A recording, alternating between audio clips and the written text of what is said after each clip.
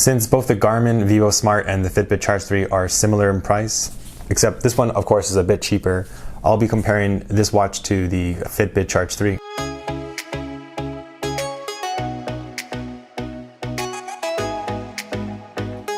So first, let's talk about what I really like about this watch or fitness tracker. The first thing is I really like how small it is. It's super light. I think it's around 18 grams and the Fitbit Charge 3 was 30 grams.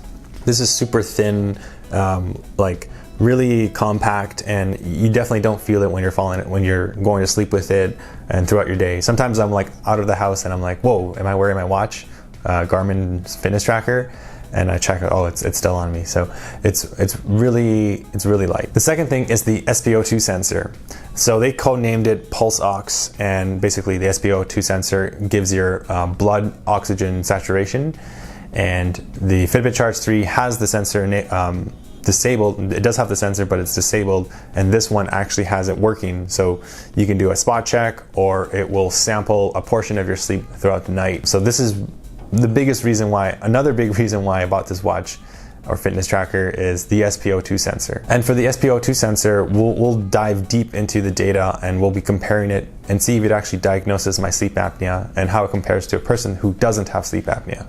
Now, another thing I like about this watch are the notifications. They're super simple, that they pop up and you can get a quick glance of what your notification says, but they're not as sophisticated as the Fitbit Charge 3. But still, the notifications work really well and you can send a quick reply. We'll be talking more about notifications later on. Another feature that was really important for me was swim proof. I took this on my vacation to the beach, to the ocean, and I was able to swim with it every day, and there's no signs of any damage or anything like that. So salt water, the swimming pool, whatever you like, it's fantastic to be able to swim with it and not have to worry to take it off all the time. You can get sunscreen, and the salt does kind of like make the black strap look a little more gray, so you have to be careful in washing off any salt water or sand that gets stuck in the crevices, or any sunscreen. So just be careful, after you go to the beach, just give it a quick rinse. I really had to spray some strong water on it to get all the dirt off. Another really cool feature that beats the Fitbit Charge 3 is the fact that this actually has rep counting. And by rep counting, I mean for a strength training app. The Fitbit Charge 3 simply just track the duration of your workout, your calories burnt, and your heart rate, where this actually uses the accelerometer data to measure how many reps you're doing between sets. And it does try to guess what exercise you're doing. So let's say you're doing a bench press, it'll try to guess that, and you can see in the Garmin Connect app what exercises it guessed, and you can later correct it. Throughout the workout, you can actually set the number of reps if it counted wrong.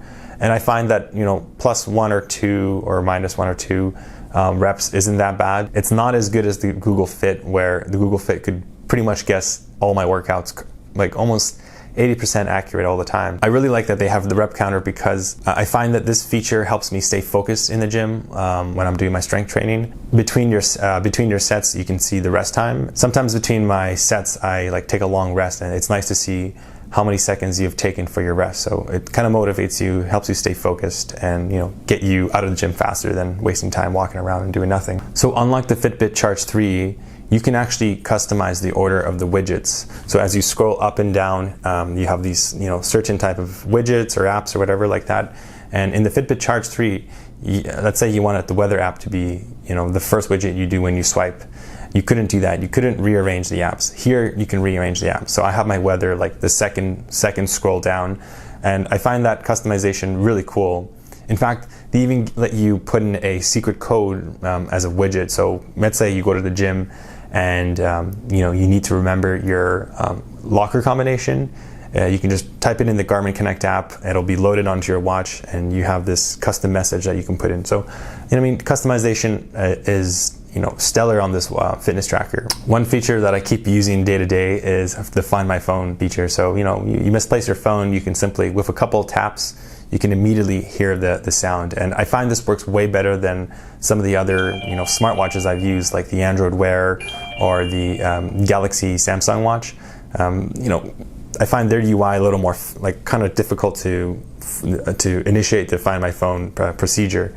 And the Fitbit Charge 3 doesn't even do this. So I think it's really cool that they included this feature in such a small device. And for the Garmin Connect app, as you can see, there's a lot of information, and I think that this app tailors more to people who are very interested in more data. And compared to the Fitbit Charge 3s or the Fitbit app's interface, I think the Garmin Connect offers a little more insights to people who are more nerdy. Okay, so let's talk about some of the things I don't like about this watch. And I keep saying watch, fitness tracker, smartwatch, they all mean the same. I'm referring to this. So similar to the Fitbit Charge 3, this screen isn't always on. And I find that the wake gesture, it does work, but when you're lying horizontally on your bed, it's kind of finicky, doesn't always work, so that's kind of annoying. I also find that the OLED screen isn't very responsive sometimes. Sometimes you're you have to really double tap really hard on the screen to get it to activate. And this can be frustrating at times when you really need to see the time. Now, I don't think it's a fair comparison to the Fitbit Charge 3 in terms of the navigation with the screen and all that, because it is significantly smaller and slimmer. The Fitbit Charge 3 has a much bigger screen and it looks thicker and a little bit, wider. This is so thin, so I kind of have to give some slack to the interface. It doesn't really bother me and it's not a deal breaker. But yeah, the interacting with the menus, especially like the strength training app, can be really weird and cumbersome, but it isn't a deal breaker. Another bad side about this is obviously the notifications. I did mention that they are really good, but they're very limited. The screen real estate is really small, so your notifications are going to be really hard to read. But it does work. It's just not as good as the Fitbit Charge 3. So if you really need this kind of feature, for example, on Android, on the Fitbit Charge, you could interact with the inline actions for a notification. You can't do this here. You can send a quick reply to a message, let's say on Facebook Messenger or something like that. You can say okay, sounds good, or whatever, the pre-programmed quick replies, but you don't have mute or refresh, whatever contextual action is in the notification, you don't have access to it. So one feature that really annoys me is the auto do not disturb, or the lack thereof. So on the Fitbit Charge 3, you have this option to disable notifications when you're falling asleep, so basically have do not disturb. So if you go into the Garmin Connect app, you can set the times where you fall asleep. So let's say I fall asleep at 11 p.m. and I wake up at 9 p.m. or 9 a.m. It'll actually follow that schedule. It'll actually disable the screen wake, and it'll disable all notifications. And I find that kind of annoying because sometimes I don't always fall asleep at the same time. So I really wish that they could just use the sleep detection algorithms and then turn on the do not disturb. Now the battery life is pretty good. It's 7 days, similar to the Fitbit Charge 3. However, if you use the pulse ox feature during the night, it is only actually 4 days. And I've actually seen a dramatic decrease in battery down to 4 days, obviously, when using the pulse ox. And this is the main reason why I have it. So effectively, my battery for this watch is only 4 days or 4 nights. So it's okay. It's not great, but and it would have been awesome if they included some kind of payment, NFC contactless payment system into this. Obviously, this is really small, and they've already jammed a lot of technology into this little form factor. And one more little annoyance is the battery charger. It is pretty finicky. You really have to practice this, and you have to feel that snap. It's not as good as the Fitbit Charge 3. So yeah, the battery charger isn't as, it can be frustrating sometimes. So the next thing I want to talk about is the heart rate sensor. And what I found throughout my exercises is that it can be a little inaccurate at times. Sometimes very inaccurate. I'd be doing a really hard workout and it would be showing 60 beats per minute.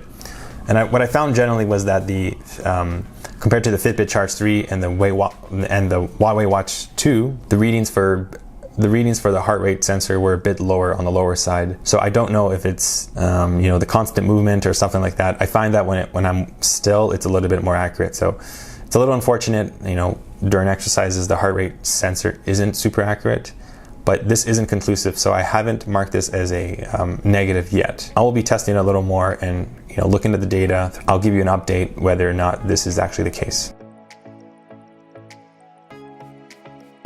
So let's wrap this up. I think in conclusion, this is an amazing watch, fitness tracker. It's obviously super light, very comfortable to wear, and this is like the biggest thing about it. It also sports some really good smart features like notifications, checking the weather, so it functions more than just fitness tracking and a basic watch. I love that the SpO2 sensor gives some really interesting data during my sleep, and I find this feature very, very important for my health. Obviously, we talked about some of the downsides, and I think it's, you know, the smaller OLED touchscreen that isn't very responsive, but this isn't a deal breaker. All in all, comparing this to the Fitbit Charge 3, I'm going to be wearing this watch as my daily driver. I just liked how it's a bit smaller and it actually has the SpO2 sensor enabled. And that's it for the review of the Garmin Vivosmart 4. If you like this video, please give a like. It helps other people find it. And if you have any questions or comments about this specific fitness tracker or the Fitbit Charge 3 or my Huawei Watch 2, please go ahead and leave a comment or a question down below, and I will see you in the next video.